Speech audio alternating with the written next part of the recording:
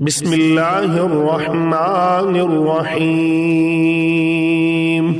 کہا جاتا ہے کہ کسی علاقے میں قحط سالی پیدا ہو گئی۔ اس قحط سالی کی لپیٹ میں نہ صرف انسان بلکہ چرند و پرند سب اس کا شکار ہو گئے۔ مویشی مالکان بے حد پریشان تھے۔ اس دوران ایک مسجد کے مولوی نے جمعہ کے خطبے میں نہایت یقین کے ساتھ یہ بات بتائی کہ اللہ کا نام لے کر یعنی بسم اللہ پڑھ کر دریا کو حکم دیا جائے تو وہ بھی نافرمانی نہیں کرتا۔ خطبہ سننے والوں میں ایک چرواہا بھی موجود تھا۔ مولوی کی یہ بات اس کے دل میں اتر گئی اور اس بات پر اس کا یقین کامل ہو گیا۔ اس نے واپس آ کر اپنی بکریاں کھولی اور سیدھا دریا پر چلا گیا۔ اونچی آواز سے بسم اللہ الرحمن الرحیم پڑھا اور دریا کو کہا وہ اپنی بکریاں چروانے کے لیے دوسرے پار جانا چاہتا ہے، اور اسے کہا کہ مجھے اپنے اوپر سے گزرنے دے۔ یہ کہہ کر اس نے اپنی بکریوں کو لیا اور دریا پر چلتا ہوا دریا پار کر گیا۔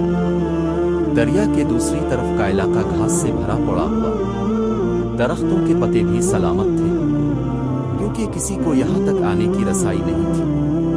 اس نے خوب اچھی طرح اپنی بکریوں کو سیر کروایا اور واپس لوٹ آیا۔ پھر یہ اس کا معمول بن گیا کہ وہ بکریاں پار چھوڑ کر واپس آ جاتا اور شام کو جا کر بکریاں واپس لے آتا۔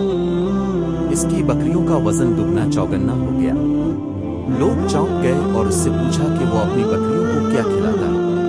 وہ سیدھا سادھا اور صاف دل نوجوان تھا۔ اس نے صاف صاف بات بتا دی کہ جناب میں تو بسم اللہ الرحمن الرحیم پڑھ کر دریا پر چل کر اپنی بکریاں دوسری طرف چروانے لے جاتا ہوں۔ یہ بات سب نے سنی مگر کسی نے اس چرواہے کی بات پر یقین نہیں کیا کہ یہ ناقابل یقین بات تھی۔ مگر بات ہوتے ہوتے مولوی صاحب کے پاس پہنچ گئے۔ مولوی صاحب نے اس چرواہے کو بلایا اور سارا ماجرا پوچھا۔ اس چرواہے نے مولوی صاحب کو ہی حوالہ بنا لیا کہ مولوی صاحب میں تو آپ کا شکریہ ادا کرنے والا تھا۔ آپ نے جمعہ کے خطبے میں جو نسخہ بتایا تھا کہ بسم اللہ کہہ کر دریا کو بھی حکم دو تو وہ بھی انکار نہیں کرتا، تو میں تو بس آپ کے نسخے پر ہی عمل کر رہا ہوں۔ مولوی صاحب حیرت سے اس کے چہرے کو دیکھتے رہے۔ مولوی صاحب نے کہا بھائی صاحب ایسی باتیں تو ہم ہر جمعہ میں کرتے ہیں، فقط ان کا مقصد لوگوں کا ایمان بنانا ہوتا ہے۔ مگر بکریوں والا ڈٹا رہا کہ میں تو بس بسم اللہ کہہ کر پانی پر چلتا ہوں اور بکریوں سمیت پانی پار چلا جاتا ہوں۔ آخر کار مولوی صاحب نے صبح خود یہ تجربہ کرنے کی ٹھانی، جسے دیکھنے چرواہے سمیت پورا علاقہ بھی آ گیا۔ مجمع زیادہ تھا۔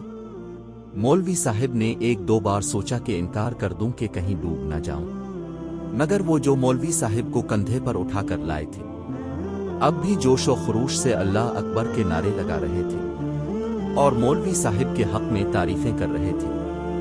آخر کار مولوی صاحب نے اپنے ڈر کو دور کرنے کے لیے ایک رسا منگوایا۔ پہلے اسے ایک درخت کے ساتھ باندھا، پھر اپنی کمر کے ساتھ باندھا، پھر ڈرتے ڈرتے ڈھیلا ڈھالا بسم اللہ پڑھا اور دریا پر چلنا شروع ہو گئے۔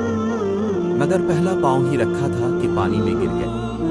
مولوی صاحب ڈوبکیاں کھانے لگے اور پانی کے بہاؤ میں بہنا شروع ہو گئے۔ لوگوں نے کھینچ کھینچ کر باہر نکالا۔ مولوی صاحب کی اس حرکت نے چرواہے کو پریشان کر دیا کہ مولوی صاحب کی بسم اللہ کو یہ کیا ہو گیا، کیونکہ اس کا یہ روز کا معمول تھا۔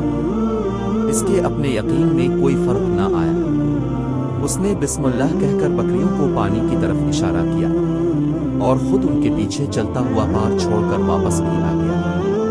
لوگ اسے ولی اللہ سمجھ رہے تھے اور اس کے حق میں نعرے لگا رہے تھے، مگر وہ سب سے بے نیاز سیدھا سادہ انسان تھا۔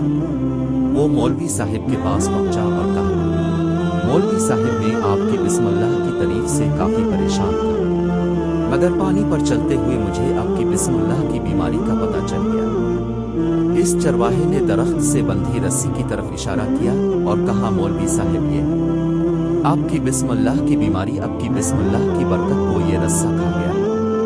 آپ کو اللہ اور بسم اللہ سے زیادہ اس رسے پر بھروسہ تھا، لہذا اللہ نے بھی آپ کو رسی کے حوالے کر دیا۔ پھر کہنے لگا مولوی صاحب آپ بھی کمال کرتے ہیں، میں نے آپ کے منہ سے سنا اور یقین کر لیا اور میرے اللہ نے میرے یقین کی لاج رکھ لی، مگر آپ نے اللہ کا کلام سنا مگر یقین نہیں کیا، لہذا آپ کو اللہ نے رسوا کر دیا۔ محترم عزیز دوستو، یہی کچھ ہمارا حال ہے۔ ہماری نمازوں اور دعاؤں کا حال بھی یقین سے خالی ہے۔ اردو سٹوریز